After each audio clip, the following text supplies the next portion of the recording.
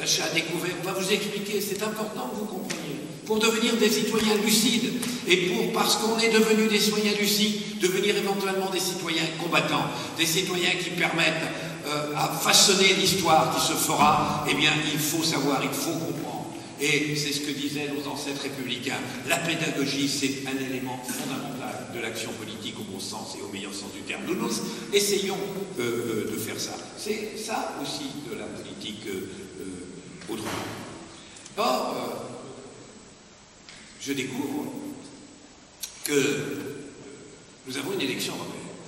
Il faut quand même bien comprendre ces élections européennes. Quelquefois, on me dit il y aura beaucoup d'abstention. C'est possible qu'il y ait beaucoup d'abstention. C'est possible, ça n'intéresse pas. On verra.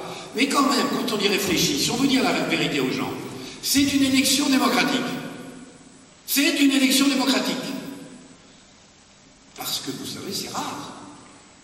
Parce que, excusez-moi, des élections comme les élections législatives, où 48% des citoyens ne sont pas représentés. Pas représentés. Après, on leur dit, on a raison, si par hasard ils ont tendance à aller régler leurs comptes dans la rue, et pratiquement depuis 20 ans, tout se règle dans la rue en France, hein, pas au Parlement, dans la rue. Si on a amendé telle loi, si on est revenu sur telle décision, c'est la rue qui l'amende. Et alors on dit, mais là, ça ne devrait pas se passer dans la rue. Et c'est vrai que ça ne devrait pas se passer dans la rue. Et alors, qu'est-ce qu'on va dire aux 48% de citoyens aujourd'hui, et aux dernières élections, 52%, qui ne sont pas représentés? Si on pouvait leur dire, vous êtes représentés, voilà, vous avez vos mandataires là-bas au Parlement, alors, qu'ils discutent, c'est eux, c'est ça la démocratie. Mais s'ils ne sont pas représentés, vous leur dites quoi? Et s'ils sont de moins en plus, si on baillonne en plus le Parlement qui n'a même plus la possibilité de présenter des amendements, etc. Dieu sait que je suis hostile au Front National. Dieu sait que j'aimerais qu'il fasse 0% des voix. Mais enfin, vous trouviez concevable qu'un parti qui était arrivé en deuxième position aux élections présidentielles, autour duquel tout le débat à un moment tournait, vous imaginez un Martien, il arrive en France, et il dit le Front National, Le Pen, Front National, il arrive en deuxième position, le Front antifasciste, des gens manifestent dans la rue, très bien. Il dit, ah bon, très bien, alors combien ils ont députés au Parlement? 100, 150, on dit 0. Et après on dit, on est en démocratie. 0.